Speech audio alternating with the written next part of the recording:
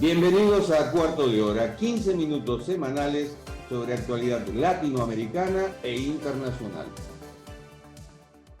El Supremo Tribunal Federal de Brasil ha condenado al expresidente Jair Bolsonaro a 27 años y 3 meses de prisión por el rechazo a la fuerza del gobierno de Luis Ignacio Lula da Silva.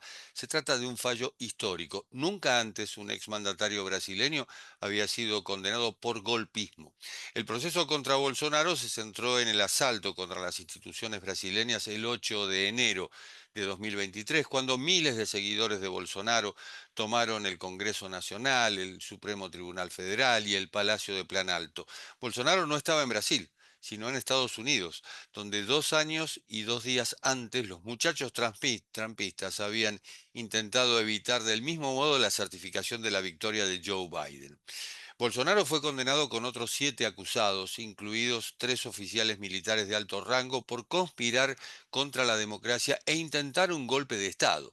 Lo analiza el director general de la Fundación Fernando Enrique Cardoso, Sergio Fausto, en el artículo titulado ¿La democracia de Brasil está fuera de peligro?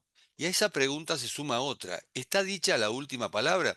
Se lo vamos a preguntar justamente a Sergio Fausto. Hola Jorge, Hola, Sergio. ¿Está dicha la última palabra?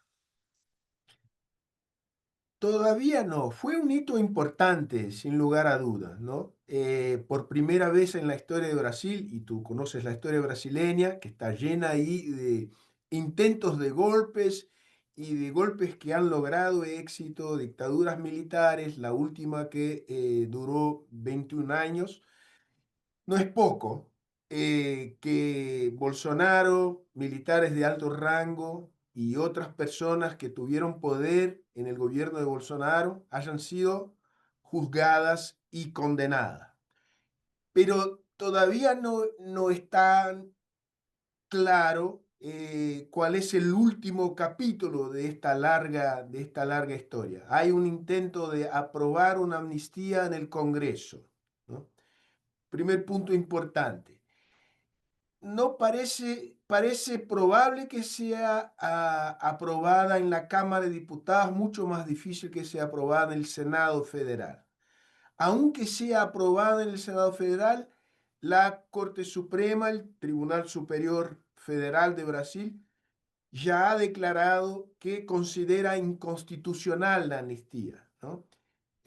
O sea, en términos prácticos no habrá amnistía, pero esto va a crear un lío político tremendo que puede arrastrarse por todo el proceso electoral.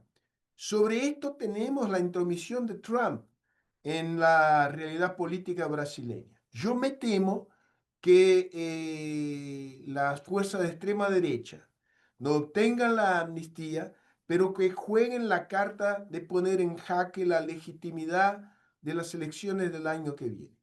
Esto coloca un dilema brutal a la derecha no bolsonarista, ¿no? A la cual interesa jugar el juego democrático y buscar la victoria en el proceso electoral. El dilema consiste en que no pueden alejarse de Bolsonaro porque dependen de los votos que controla Bolsonaro, ¿no?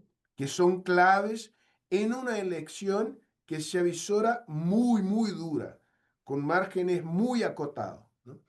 Por otro lado, si se acercan demasiado de Bolsonaro, si parecen como si estuviesen rehén de Bolsonaro, van a perder parte de los votos del centro del espectro político y esto les puede costar muy caro en las elecciones del año que viene. Las elecciones son en octubre y de hecho, bueno, se sabe que Lula podrá ser candidato a la reelección, pero ¿qué tiene enfrente? ¿O quién podría capitalizar, digamos, a la derecha, centroderecha o ultraderecha inclusive, si cuenta con el apoyo de los votos de Bolsonaro? Bueno, el candidato que surge ahora con más fuerza y todavía hay que ver si al final saldrá candidato es el gobernador de San Pablo, ¿no? Él reúne un apoyo que es un apoyo de una base bastante amplia de sectores empresariales, de clases medias, en San Pablo y en otros estados, otras provincias del país. Tiene el apoyo de los partidos de centro derecha y de derecha en el Congreso, que son la mayoría del Parlamento brasileño. O sea, es un candidato que ahora parece ser el candidato que pudiera reunir todas las fuerzas del centro. Necesita la bendición de Bolsonaro y por esto ha tratado de parecer o ser lo más fiel posible a a su padre político, más que padrino, porque él es una criatura de Bolsonaro. Políticamente no era nada antes que Bolsonaro lo nombrase ministro de Estado y después lo indicara como candidato al gobierno de San Pablo. El tema es que él tiene que dejar la gobernación de San Pablo en abril del próximo año y solo va a dejar el gobierno de San Pablo si estuviera 100% seguro de que contará con el apoyo de Bolsonaro. Y creo que Bolsonaro va a retasear mucho esto, porque Bolsonaro quiere tener la garantía de poder influir tremendamente en las decisiones del próximo presidente de la República, un hombre de derecha, si elige contra Lula, ¿no? Y ahí hay todo un juego muy complicado que involucra incluso la familia de Bolsonaro. A mi juicio, Bolsonaro tendrá, tenderá a posponer su decisión más allá de abril, contemplando la posibilidad de lanzar más adelante un candidato suyo, ¿no? Y esto es un rompecabezas para la derecha, o sea, una labor de coordinación de fuerzas en la derecha que no parece sencillo. Hablando de la familia de Bolsonaro, el senador Flavio Bolsonaro, el hijo, acusó directamente a Alexandre de Moraes de haberle quitado la libertad a su padre. Y bueno, Donald Trump también lo hizo, es decir, todos apuntaron contra el juez Alexandre de Moraes. Ahora, ¿se puede establecer un paralelo de este caso en las antípodas con lo que ocurrió con el juicio de Lula y Sergio Moro en aquel momento? Bueno, en aquel entonces salieron a la luz evidencias de una conspiración entre el juez y los procuradores, los promotores de justicia de Brasil. Y esto socavó el suelo de todo el proceso y hubo un proceso destituyente, ¿no? Entonces que además de librar a Lula y devolver a Lula sus derechos políticos, se anularon, se cancelaron todas las pruebas recolectadas a lo largo de la investigación. Y esto dejó una impresión en parte de la sociedad brasileña que no se hizo justicia, ¿no? Resultaba difícil explicar frente a pruebas que salieron a la luz, ¿no? Que fueron presentadas, coimas que fueron devueltas al Estado brasileño, ¿no? Cosas muy concretas que al final es como nada si hubiera pasado, como si no hubiera existido un esquema de corrupción. O sea, Ujú. aunque se puede entender que los que conducieron el proceso de investigación y el juez conspiraron y se pusieron al margen del debido proceso legal y que esto no está correcto, resultó y resulta muy difícil entender por qué todas las pruebas fueran echadas a la basura. Entonces, este es un problema que sigue vigente en la sociedad brasileña, ¿no? El caso ahora es un caso distinto, porque todas las pruebas apuntan en contra de Bolsonaro, ¿no? Y hay discusiones si hubo un abuso de poder del juez Alexandre de Moraes, ¿no? En la conducción del proceso. Es el argumento de parte de la sociedad brasileña, pero todavía, y creo que así seguirá, es un argumento minoritario, aunque importante. O sea que en la pelea política, la mayoría se convenció hasta el momento de que, pese a que pueda haber ocurrido errores, fueron errores puntuales que no dañaron al debido proceso legal en la condena de Bolsonaro. Esto es lo que muestran las encuestas. Hablando de las encuestas, vi una de Datafolia que dice que el 54% está de acuerdo con la pena que se le aplicó a Bolsonaro, pero un 39% parece que no. Sí, así es. La sociedad sigue dividida. Se movió en contra de Bolsonaro, ¿no? Pero no de manera dramática. Por esto es tan importante para la derecha no bolsonarista tener la bendición de Bolsonaro, porque Bolsonaro sigue siendo la figura política central en el campo de la derecha. ¿Estamos perdiendo el respeto a las instituciones, Sergio? Hay una paradoja, ¿no? Y creo que el partido no ha terminado, ¿no? Creo que de un lado, la condena fue una reafirmación de la fortaleza de las instituciones, pero hay dos problemas.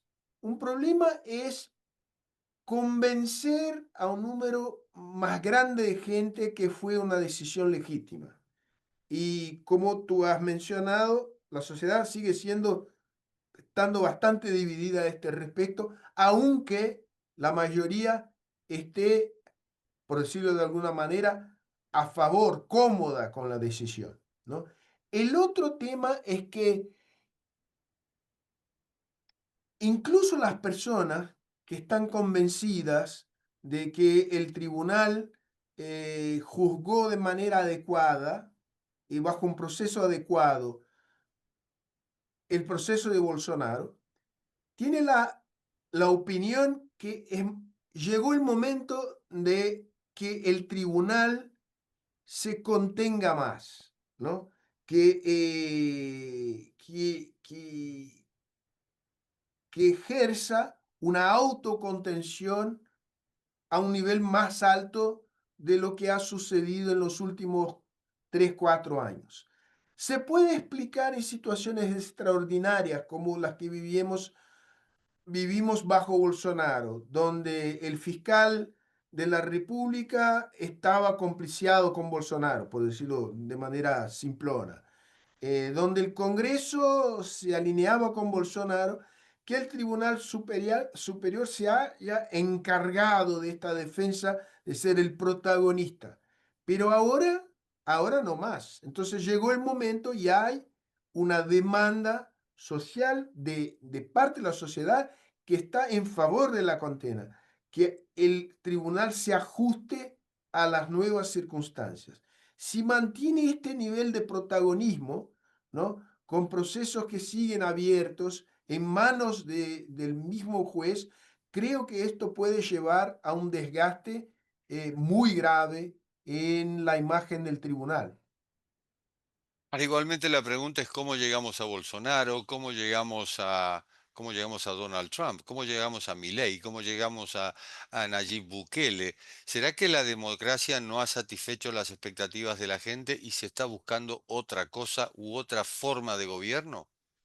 Bueno, creo que hay dos temas acá, dos problemas. Hay un déficit de desempeño, de entrega de la democracia, ¿no? En términos de políticas públicas, salud, promesas no cumplidas de la democracia cuando retornamos a la democracia nuestros países en los años 80. No es que Brasil no haya avanzado, avanzó, pero no avanzó tanto cuanto la gente tenía la esperanza que pudiera ser posible y avanzó menos que las expectativas de mejora de población.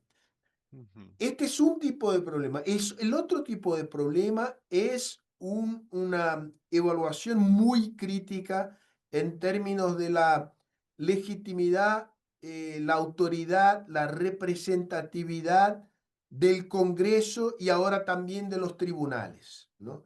La idea de que el Congreso fue capturado por intereses mezquinos, intereses de poderes económicos y también por los intereses propios de los parlamentarios.